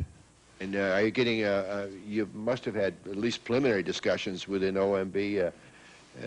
It's under very active consideration. Yeah, right, fine. Now. And are you... I'm optimistic. You're optimistic. That's good. That's very important. Dr. Ehlers. Thank you, Mr. Chairman. I wanted to address the same issue. This horrible, terrible tragedy that happened, and I wish it had never happened, has also given us an opportunity to really learn a great deal more about how to prevent such things, not, as you say, just from impact of an airplane, but from a blast. We as a nation are susceptible to terrorist bombings, but also earthquakes, which is quite a different animal. Yes. It doesn't happen too frequently in New York, but many of the stresses that occurred would also be important in an earthquake situation. Particularly the destruction of the sprinkler system, which is not too hard to imagine in earthquakes. I think it's absolutely essential that we do as much research on this as we can, and that you have the resources you need to do that, because something like this, thankfully, doesn't come along very often, and we can learn an immense amount about it. And also the point made, I believe, by Professor Corbett, that designing tall buildings is different than designing small buildings, and there's some basic facts we have to learn there. I'm fascinated, for example, by the connections of the transverse beams, and which seem totally inadequate in this situation, but obviously are adequate in the normal life of the building. We can learn a lot there. And I certainly encourage you to work as diligently as you can with the administration to get whatever resources you need for this. And I'm sure this committee will be happy to support you in that effort. Thank you very much, sir. I have no further questions, Mr. Chairman. Thank you. Let me ask all of you the very obvious question. You've had my proposed bill for a few days to look at. Can you give us an instant reaction? Are there some voids there that you think we should address? Are there some things that we're trying to address you think we're wasting our time? Give us sort of a instant reaction to the proposed legislation. And let me start with Professor Corbett. Yeah, I want to congratulate you on a very important bill. I've been in the fire service for over 20 years now, and I can't think of a more important thing as far as lessons learned to have that kind of capability, you know, within our federal government, because these are national lessons. These are not New York City lessons. These are national fire service lessons that are going to be learned, as well as many other things. A couple comments that I had about it. I would suggest that perhaps some of the language that relates to the scope of the team, as far as specific types of disasters they would respond to. The word building failure, for example, was used in the proposed legislation. I think there are other issues or other situations where perhaps a building doesn't collapse or doesn't fail in the sense that it falls down, but fails perhaps in a design concept. Let me give you a couple examples. Several years ago, there was a crowd crush incident in New York City, I believe it was at City College, where several students were killed at a concert at the base of a stairwell because they were going to this concert and the doors were not open, and the doors opened out, and they were at the bottom of the stairwell trying to get in, and the crowd crush behind them killed several people. I think that's an example of a kind of thing that NIST needs to look at, you know, in terms of building failures. Again, not collapse, but the design, perhaps. The other, I think, perhaps even more important issue right today is that, God forbid this should happen, but if we had a biochem attack in an existing high-rise building, I think it's important that the team would also respond to an incident like that. For example, the design, if a terrorist used some type of chemical or biological agent and released it through the heating and ventilation system, I think we'd have to learn about what happened at that kind of incident as well. So if there's some way you can work with the language to accommodate. I guess it's a matter of definition. I mean, failure, we've got to have the broadest. Right, and that's why I suggested back on March 6th that construction team maybe calling it disaster, I think, would allow it to be much more comprehensive, and that's the other big thing I would encourage is that, again, not look at just the building, but what are the other issues, the firefighting or the search and rescue or the, you know, other issues that will come up, and it's the comprehensive nature of that as well. And by calling it disaster team, I think you get a little bit more of that, but it may be a issue for lawyers to deal with. I'm not really sure, to tell you the truth. So. Professor, let me assure you, you haven't heard the last of us. I mean, we're going to be in constant communication because we value your input, and that's very important. I would ask that we refrain from any applause, although I love it. But the fact of the matter is this is very serious business, and we're trying to be as professional and as unemotional as we can on a very emotional subject. But the witnesses are just so helpful to us as resources, and, well, you get the point. Dr. Bement. Yes. I would say, first of all, I applaud the committee with what it's done so far. I think it's serious and responsive. We have just received the draft of the bill. We're looking at it very carefully, and I would like to give my response in a much more thoughtful way. So I will work with you in the committee as we go forward with this bill. But you agree, for example, that you need the subpoena power? I don't want to go there yet. Is there doubt in your mind? I do mean to put you on the spot in this one. I mean, there's some information I think that would have been, you know, the videotapes from the news outlets. For the life of me, I don't understand why they weren't cooperative when asked for them.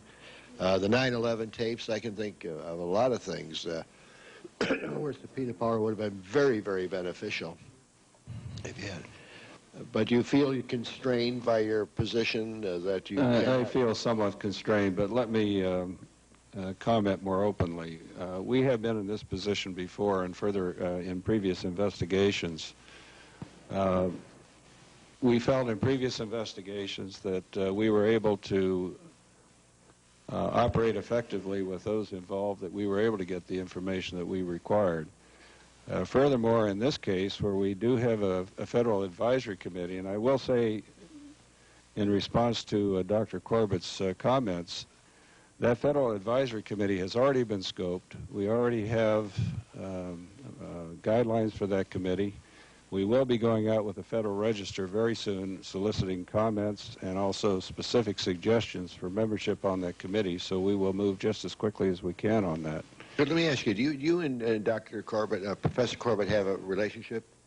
No, but I have to say that most of the comments that he made in his testimony I felt were on target, because they're procedures that we had anticipated. We have talked with a lot of groups, and some of these suggestions have already been made, especially in some of the interest groups involved. And we have taken them very seriously, and I think almost everything that he commented on are things that we have. I guess my point in asking that is I would hope that when the hearing is over and you shake hands and say, see you around, I hope that maybe there'll be future telephone calls, and we're thinking about this. What do you think? Oh, you bet. Okay, I mean... I don't think there's any doubt about that. We'll use the best minds we can find on this investigation. Dr. Corley, what do you think about the draft legislation? Were there any voids? If you think we're missing the boat? Mr. Chairman, I do have a few comments on it, a few things that I think will improve it even more than it is already. First of all, my initial observation is that it addresses many of the things that we ran into, not just on this study, but having done others in the past, I have always run into the same types of difficulties in getting information.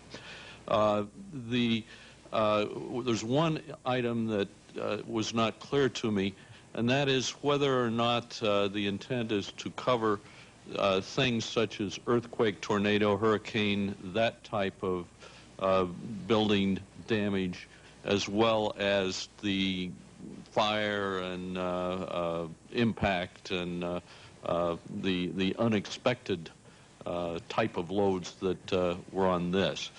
Yeah, we're still reviewing that issue, but my gut reaction would be yes.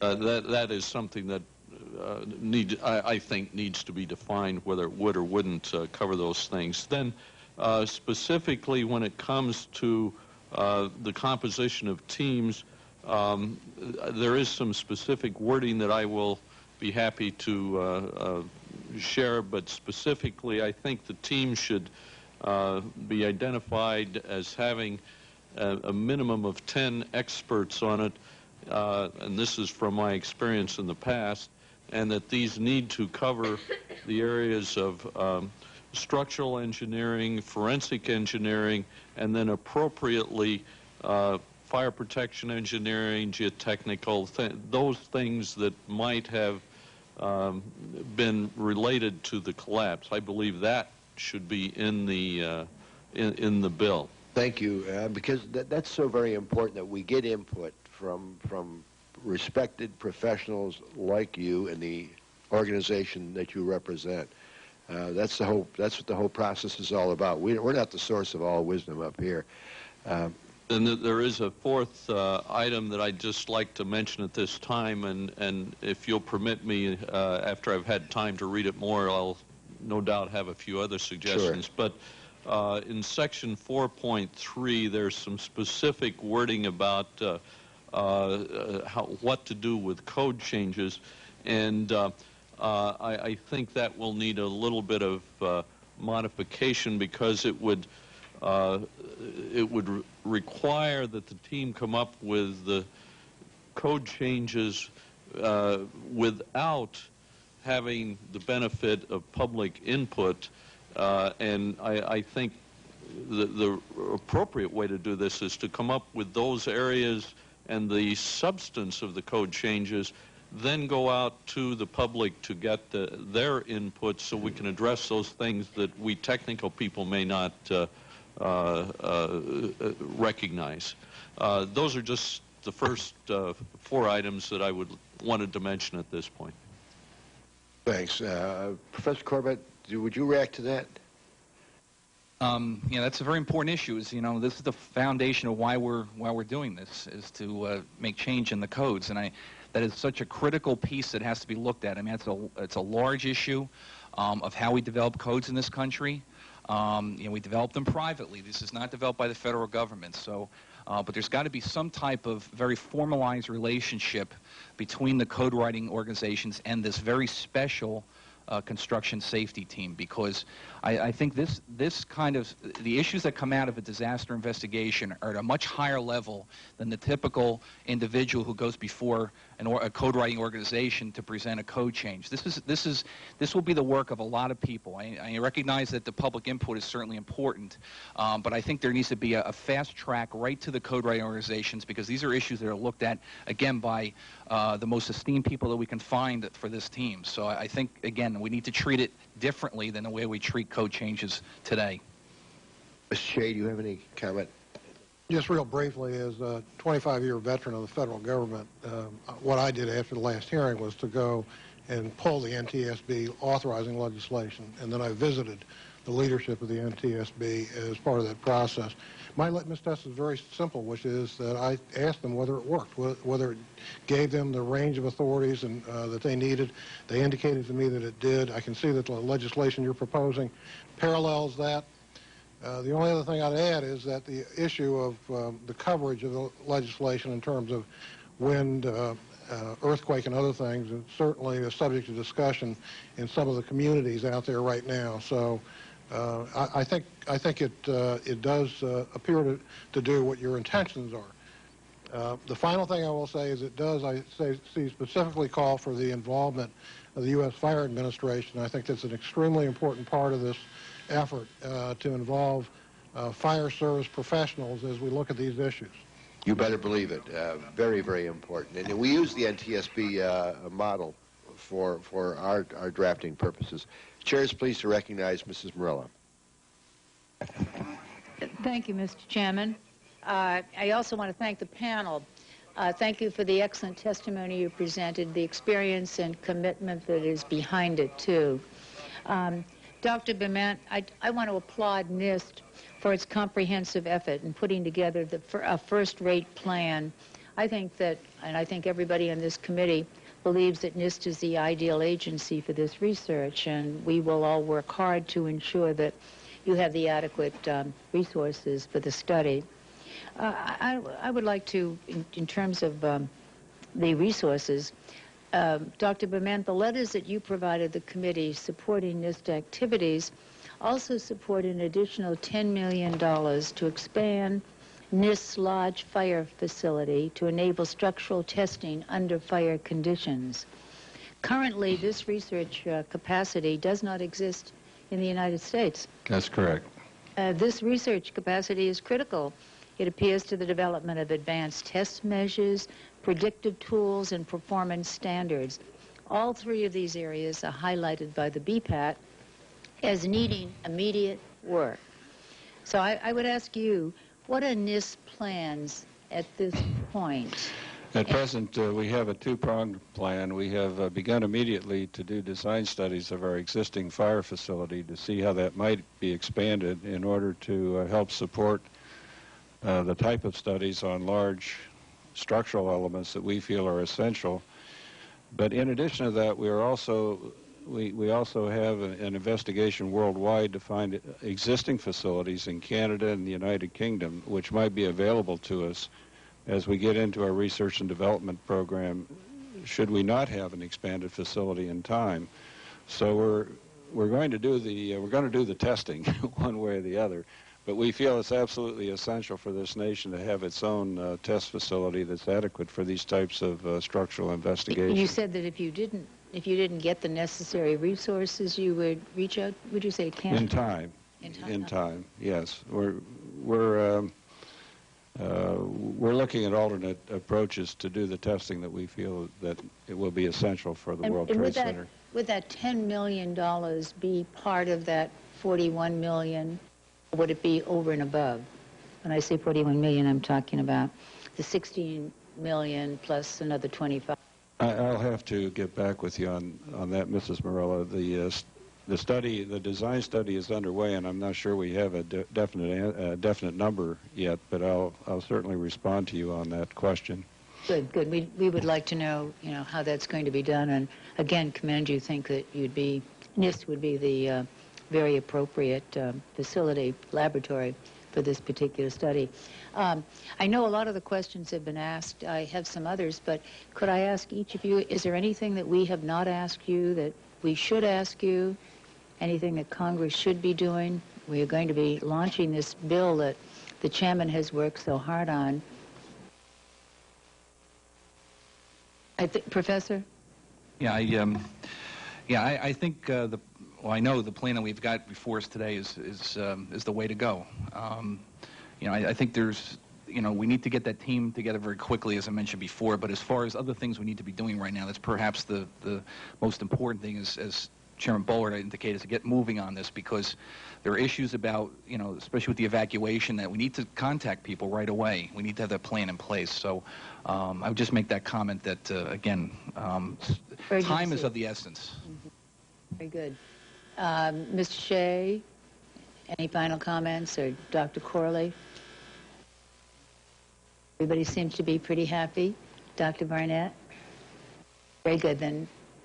Dr. Burnett, well, and thank you, Mr. Chairman. Yeah, I hate to do this, but we have a vote on, and we do want to come back because there are some more questions, and I would hope you all would be able to stay. And with that, recess and be back after this vote. Yes, it's going to be a recess, right? Yeah.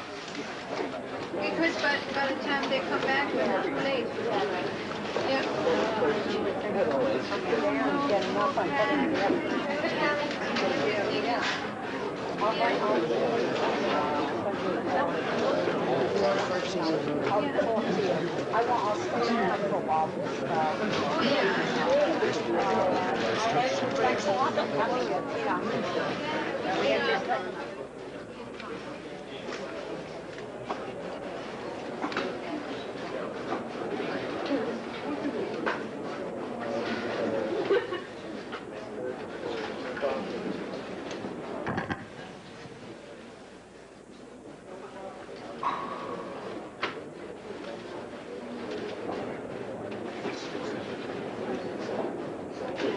We're about ready to wrap this up. Mr.